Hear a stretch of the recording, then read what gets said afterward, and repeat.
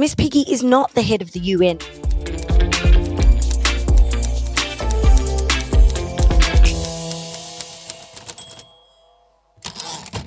Well, hello and welcome back to The Moment. Thank you for all of your messages yesterday. It was just lovely to hear from you after doing the show with my good friend Zanro. We used to work together on the Bang On podcast, and it was just a joy to be joined by her. So if you haven't heard that one, that's up and available to go. And I also just want to say sorry about the eye bags if you're watching this on YouTube. I can't sleep at the moment. I don't know if it's just me. Is it you? Is it all of us? Is it because there's that weird comet thing hanging around the moon that we hear about? Is that mucking with my sleep cycle? I don't know. But anyway, you can't hide the eye bags as you get older, but I tried my best with some makeup, but even lighting can't help it today. Is it full moon too? Are we coming to that? I think we must be. I'm often affected by that. And given we are, 70% water, I assume it does actually have an effect on us. They all say that hospitals are fuller on full moons because people do find parts of themselves that, need exploring around that time. I don't know. When I get like that, I just stay up all night for no apparent reason. Hope that's not happening for you. But I got a beautiful message yesterday amongst all the beautiful messages that I got, and you can always hit me up on the email, and this is it. If you want to know what it is, it's Myf, M-Y-F, at mik.studio. That's an email address. And this one came through from Nicole. Nicole, I'm going to read it. I hope you don't mind. It says, "Oh my God, I'm literally living for your podcast. I have to tell a sad story though.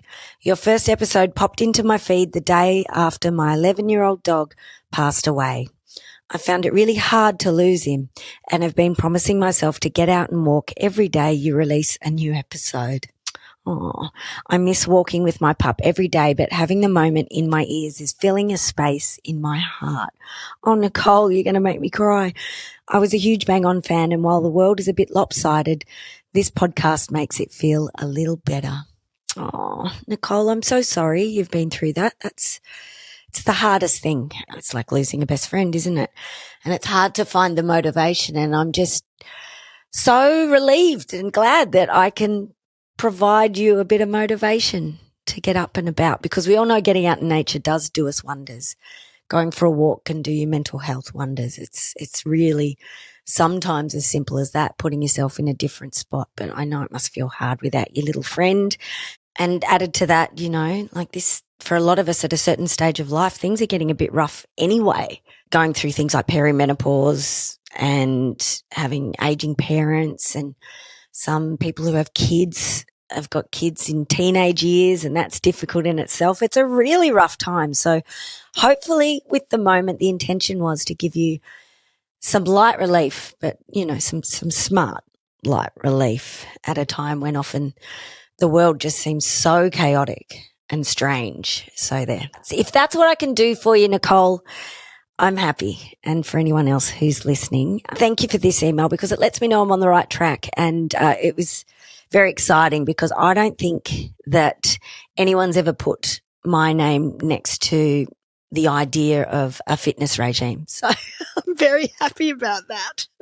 I'd like to think that you can associate me with your huffy puffy of a daytime. Yeah, but I know it's hard to get motivated, and I'm glad that I'm in your ear telling you to take that walk. And you'll find new things to find joy in, I'm sure. But yes, I'm already thinking about my line of activewear if I am to be associated with fitness regimes, and it will be parachute material only, okay? And maybe with the easy access snap buttons on the side. I'm into that too. Just get them off. As it seems to be happening on this podcast, I'll deal with a couple of quick moments, things that are happening in the culture globally or in Australia. And then I'll get into having a chat with a special guest. And I alluded to this special guest yesterday. I saw her, on Saturday. I wasn't going to watch the AFL Grand Final. It wasn't really on my radar this year. And then I just walked into the lounge room at the right time. It was the start of the pre-game entertainment with Snoop Dogg giving us a Super Bowl style performance of all the hits and all the memories. And as I'm watching, it was a pretty phenomenal performance too. And it looks like it went down really well. with the audience, and it certainly looked fabulous on the telly. I see a face I know singing backing vocals. She's owning that space like nothing else, and the smile on her face is from ear to ear while she's just belting out some amazing backing vocals. And that face was none other than Ruva Ngwenya, who is amazing. Now, Ruva, if you're not familiar, she played Tina Turner in the recent Tina Turner musical that toured around the country for a couple of years, hugely successful here in Australia. She is a huge talent, and I could just tell by her face. It was impossible not to. Doing a performance like this was a huge moment for her. You have these moments so rarely, and she was having one, and it was wonderful to watch, just absolutely wonderful. And so I thought, I'm going to get her on the show. I need to know what this moment feels like. So she's going to be joining us soon to share her experience. I can't wait. This week on The Moment, we are partnered with LifeChanger. Now, LifeChanger is an incredible organisation that works in the mental health space, in particular with young people, but also works with teachers and parents, giving advice and programs to help them through life. It's great work. We're really proud to partner with them. And Scott Waters joins me now to tell us all about LifeChanger. Hello, Scott. Morning, Myf. How are you? I'm good.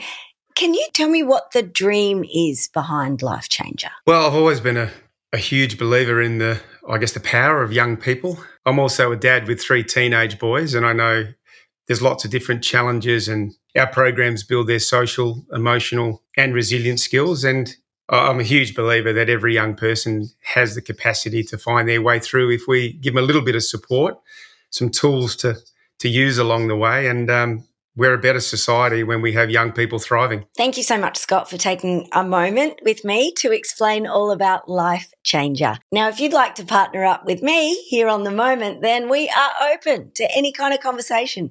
All the contact details will be in the show notes if you can find them. I can never find the show notes, but we'd love to partner with you. Come on board. But before we get to that, some quick moments that you need to know about right now, all right? Oh, speaking of Tina Turner, what a segue, and it was unintentional as well. A 10-foot tall bronze statue was unveiled over the weekend in the town of Nutbush. That's right, the town behind Nutbush city limits, the song that Tina Turner made famous, and of course the statue was of Tina Turner, and that was her hometown. Huge 10-foot bronze sculpture with Tina in a short skirt showing off the long legs, those amazing legs of hers, and Tina's strength, of course, her powerful presence, but also her lion mane hair, which was amazing, let's be honest. I mean, hair was big in the 80s, but Tina's was bigger, and I respect that. Respect the wig. But the problem is this sculpture hasn't gone down as perhaps well as the town would have liked, which is sad because I always hate it when artists are criticised for doing what they do, which is make art, and art does not need to be a visual representation of something. We've got photography for that. And even then, that's not necessarily a visual representation of something. It can be an interpretation. So when you involve artists, there's always the risk that it may not turn out to be an exact likeness of the person that you want it to look like. That is why they are artists. They are creative. They interpret things as they want to. And there's also another problem when you're dealing with 10-foot sculptures too. They're very hard to give back if they're not right. So you kind of got to go with it. And I think there were some concerns as to whether or not this looked enough like Tina Turner, but they just thought, well, we'll pop it up anyway. It'll be good. It'll be great. And it was part of the Tina Turner celebrations that the town has. And look, I don't mind it. I can't say the likeness is spot on, but as I said, it's a sculpture. They're always going to look a lot more interesting than, say, a Madame Tussauds wax figure. I mean, some of those are pretty shocking, actually. If you look up Madame Tussauds fails, you'll get some good ones up there. I think it's fine. Celebrate Tina. She deserves it. She is an icon of so many things, an icon for not just her contribution to music and the fact that she got out of a relationship with Ike Turner, left with nothing, had no money. She built herself back up. She put herself out there when no record company boss believed that a woman in her 40s could have any kind of success. And Tina Turner just showed them all, didn't she? One of the biggest selling artists in the world. An incredible artist with her own statue now. Controversy is brewing in Zurich at the moment because the Zurich Film Festival is on, and there's an actor who's creating quite a bit of controversy because of, well, she's not real. Her name is Tilly Norwood. She's an AI character and she's appearing in a film called AI Commissioner. And the people behind this project have said they want her to be the next Scarlett Johansson, which is hard because Scarlett Johansson has skin and bones and, you know, not this one, not Tilly. Understandably, the US Acting Guild and also unions, that kind of thing, are just utterly nonplussed by this idea of going to see a film with an AI figure in it. And their response to this is that it's not solving a problem that already exists. What it's doing is actually creating a problem of using stolen performances to put actors out of work. And it takes out the humanity of the performance. And of course, they're correct. They're absolutely correct. It's terrifying. I haven't read any reviews of Tilly's work. It's mainly just outrage and uproar at this point. But the director of the company responsible for this has said that you should think about it like a tool of creating. So it's just another version of a paintbrush or another version or animation or puppetry or CGI and all these things we've used to our advantage to the betterment of creating, which is an interesting point. However, none of these things exist without actors. Whereas Tilly looks like she's just going to hoover up all the skills, all the knowledge and all the style and all the looks and be done with the rest of the humans. If they can do this and save some money, you know, people at the top don't really have, I think we know, don't have a lot of morals and ethics. And if there is money to be made and costs can be reduced, I won't be surprised if something like this takes off in the very near future. So we're not here for that. And also using that as an excuse, say, like let's use puppetry, for example, to say that puppetry opened up fresh possibilities. I get that. However, did the Muppets take over the world? I mean, they should have, obviously. The Muppet Show was the best thing to ever happen to television. However, Miss Piggy is not the head of the UN as I expected that she would be. Kermit the Frog is not running the world's biggest media organisation as I expected he should be. And when he started as a very green journalist back in the day, none of the Muppets took over and got rid of anything. And in fact, if anything, they gave us a sense of our humanity. And I'm not sure these AI actors are going to give us any of that. And yes, in another terrifying step towards not needing humans at all, unless we've got skin to give, I just thought I'd add the news here that researchers have created human eggs from skin cells. So there you go. What's going on? Okay, let's lighten it up with a final quick moment. The fashion weeks have been on. We had Milan Fashion Week last week. We've got Paris Fashion Week going on this week.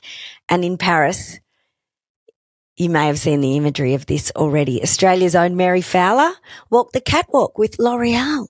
And how good did she look? Stunning. In a suit with like one arm missing. And she's recovering from an ACL and she looks magnificent. I've got to say, when I was recovering from my ACL, which is probably the only reason Mary Fowler and I will have anything in common. I wasn't looking good and I wasn't on any catwalks. That's for sure. But she walked down the catwalk with the likes of Helen Mirren, Gillian Anderson, or is it Gillian? It's Gillian, isn't it? I never know. Jane Fonda was there. I mean, this is wild. Kendall Jenner was there. And I'm sure the whole country is very proud of her. Also in Paris, Saint Laurent, which is the offshoot of the new version of Yves Saint Laurent, the French fashion house, have given us a few things this season to look out for, which I'll be looking forward to. Pussy's bows. Or is it pussy bow? I'm not sure. I'm not sure even pussy will get past the algorithm. I'm using it in terms of fashion, okay, internet? The pussy bow. Wow. Put that on your list of things to wear this year to work, to annoy your colleagues. Prada have given us utilitarian clothing. There was quite a bit of boiler suit action up there on the catwalk, and I am here for this. Anything that is practical and comfortable and sensible at this stage in my life is fine by me. And also Gucci, in a revolutionary move, didn't actually do a parade this year. They released a short film. This short film goes for half an hour. It's called The Tiger, and it's co-directed by Spike Jonze, and it's absolutely bonkers. I watched it the other day. It's wild. It's got Demi Moore in the lead role as the head of the House of Gucci. Edward Norton is in it. Don't know where he's been for quite some time. Elliot Page is in there. There's a whole bunch of stars in this movie, and it's kind of like a weird acid trip fever dream involving hallucinogenics and fashion. All the clothes from the latest line are on display, and all the actors are wearing the clothes. It's a strange film, though. They don't necessarily look beautiful in them, but I do wonder if this is the way forward for fashion houses in order to get eyes on products, when really a lot of it is just noise these days, given there is so much information everywhere. Just so you know, if you had butter yellow clothes and thought you were in fashion, bad luck, it's over. Butter yellow is out. Lemon yellow is in. So there, vital bit of information for you. All right, that's it for the quick moments today. Coming up next, the glorious, the magnificent, the talented Ruva Ngwenya. Ruva, hello. How are you? I'm so good. How are you, Myf? Oh, look, I'm amazed. I tuned into the footy, the entertainment. I always watch the pre-game entertainment. It's one of my favourite things. And I've looked out, it's Snoop Dogg, which is the stuff of my youth and my young personhood. I just loved Snoop from the 90s. And then I see someone beaming up the back singing, backing vocals, and it's you, Ruva. I nearly lost my mind. I started screaming. It was me, surprise. That was the hardest surprise to keep, let me tell you. I wanted to tell everybody. Oh, I cannot imagine what that must have been like, holding on to that little bit of secret information. You had the biggest smile on your face as you were performing. I loved watching your face, and I wanted to know what is going through your mind in the middle of the MCG. It's like the Super Bowl, and there you are. What did that feel like? What are you thinking? Well, for me, performing in general, no matter where it is always so much fun. I am at my happiest, I'm at my most joyful when I'm performing, when I'm singing on stage and people are vibing and getting into it. So that feeling of joy and elation was just magnified to a level that I cannot describe it. And I like to think of myself as a performer as someone who tries to fill the room with their energy, bring as much energy as you can so that everyone in the back row can feel you. I always have that in my mind. But when you're walking on to the MCG, you're walking onto this incredible space. It's impossible to do that. It's mammoth. So it almost overwhelms you, and the energy reverses back inside of you. And I started hyperventilating a little bit when I first walked out. When we first walked out to do the performance, I was doing because I just couldn't contain the energy. It was just huge. Were you a fan of Snoop? I assume you were, but what was this a dream that perhaps you manifested as a kid? Look, I've always wanted to perform with the icons, and when we think of hip hop and the forefathers of hip hop, Snoop Dogg is up there, and his music is a backdrop to a lot of house parties. A lot of iconic music and iconic lyrics. And so to get to tick that off a bucket list that I've performed with one of hip hop's cultural icons is just absolutely incredible, especially as a Black person, to be up there and have such an urban performance that's so proudly Black and so swagged out and slick. Oh. I just felt really proud to be part of the community as well. It was incredible. There was so much Black excellence on that stage. I was crying. We had Jess Mauboy up there singing. We had Baker Boy on the Yadaki. Yeah. It was just such a moment, I think, because we don't see ourselves in a global context quite often in terms of our artists. And when you see you up there performing and you see Jess and Baker Boy, and the caliber just shines through. The quality of the artists here in Australia is amazing, and I was so proud I cried, Ruva. Thank you, Myf. Honestly, it really made me so proud because I hear sometimes people always complain about the AFL every year. There's a complaint, but there was this idea of why can't we have Australian artists? And as much as I understand where those people are coming from, you had an incredible stage filled with Australian artists. Those dancers that you saw out there, that band, that's Aussie, mate. It was Australians. Like, we were all so proud to be on stage representing us and an expression that sometimes we don't see a lot of in Australia. You know, hip hop has been embraced by a big community here in Australia, and there are obviously a lot of Black and brown people here in Australia, and we kind of felt like there was a chance to express a side of Australia that doesn't get seen. So that was a very Australian performance for me. And it was for me too, because I worked on Triple J in the 90s when hip hop had started to emerge, and I was a huge fan and I wanted to share that, but there was a lot of pushback in Australian culture, and that gradually changed while I was there, and that was fantastic. Like, playing someone like Missy Elliott was considered a radical act, but I just thought that she was at the point of where hip hop was about to kick off and step off. She was so brilliant, and people came on board then, and I was watching it going, gosh, the culture has changed and grown so much since those early days, and people have embraced this, and it does show that here in Australia sometimes we can be a bit conservative, but change can happen and change can be embraced. So congratulations. Oh, thanks, Myf. It's honestly crazy to hear you describing your journey and saying something like, oh, yeah, I was working at Triple J and I decided to play this new young artist, Missy Elliott. To hear you say that is crazy, because to me, you know, that's another icon. But for you, it was like you were a tastemaker at the beginning of what became something so huge. And I just really admire that about you. Like, it's just so cool. I didn't do anything. I just pressed play, but you guys performed, and I was just so proud of everybody. I'm like your auntie having a cry in the corner with her Chardonnay, just going, oh my God, I'm so proud of everyone. But how did this all happen? Did you get a phone call? How the hell did this happen?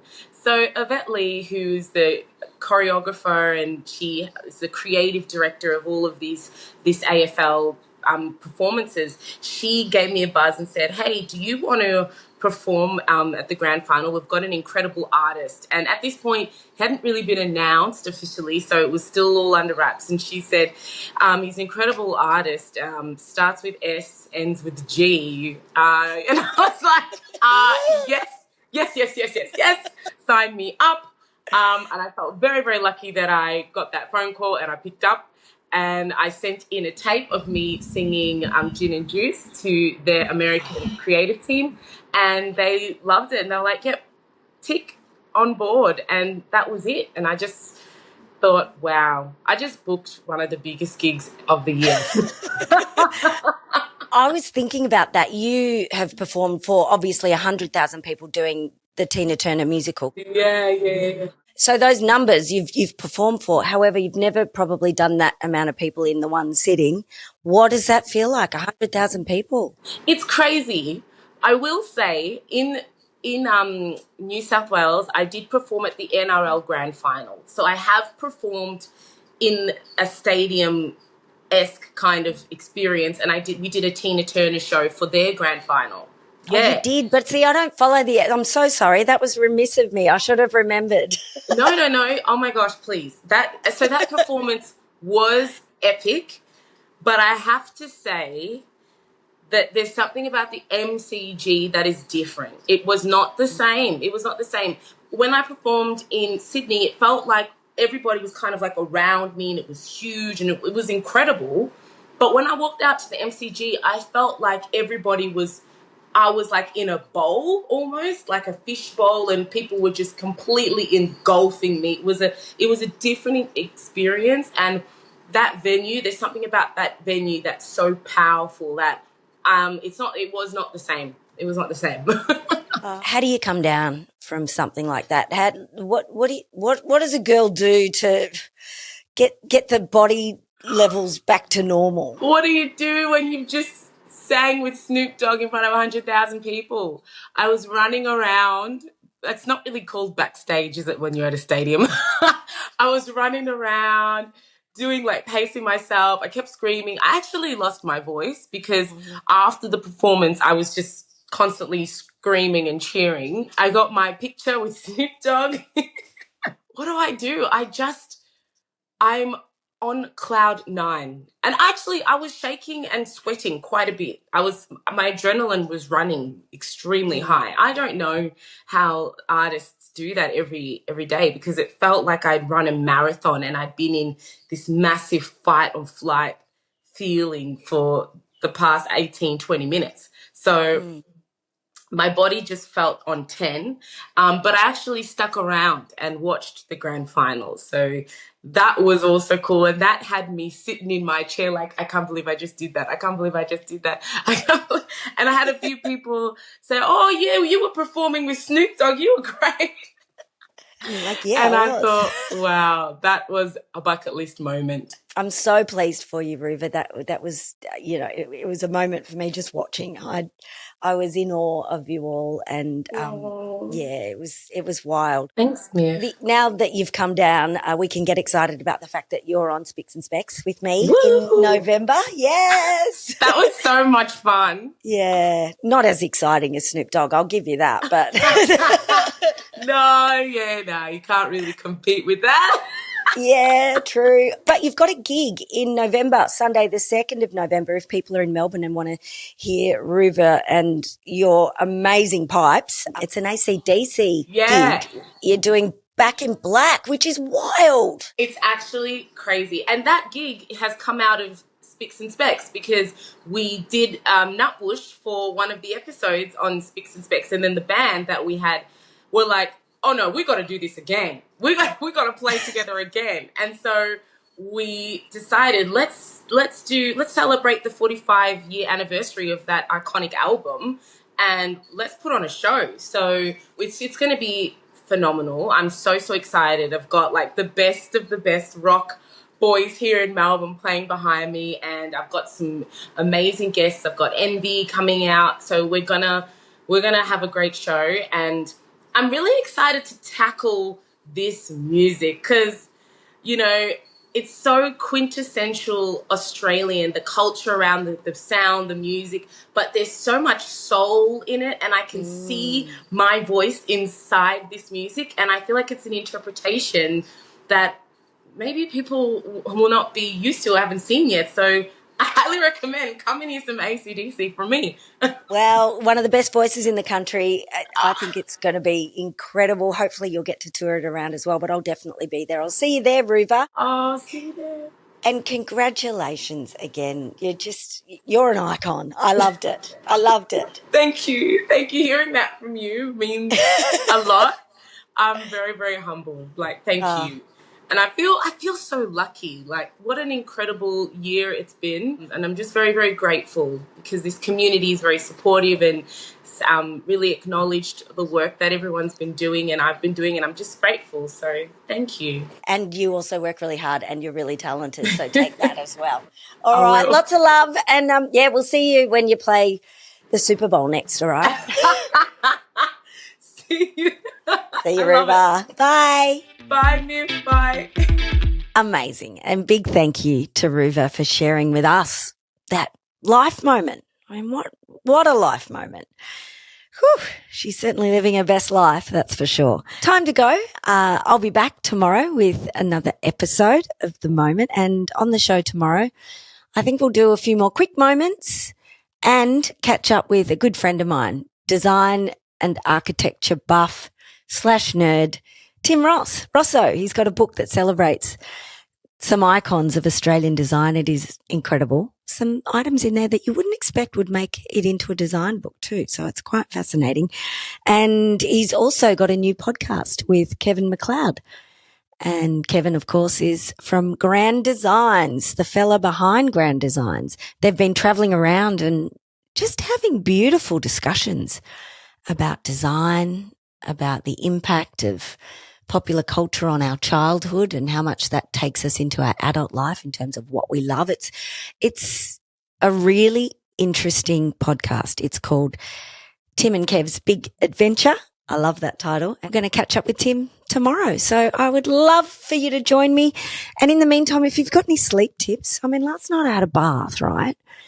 And I filled it with magnesium. Like I literally put an entire thing of magnesium in there that's supposed to help you sleep. I was nearly up all night. Did I go the other way? Sleep tips, send them to me.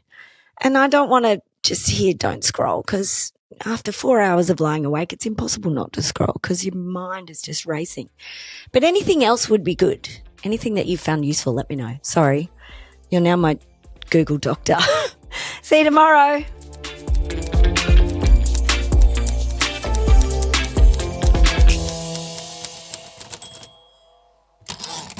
This is an MIK made production recorded on Wurundjeri land. Always was and always will be Aboriginal land.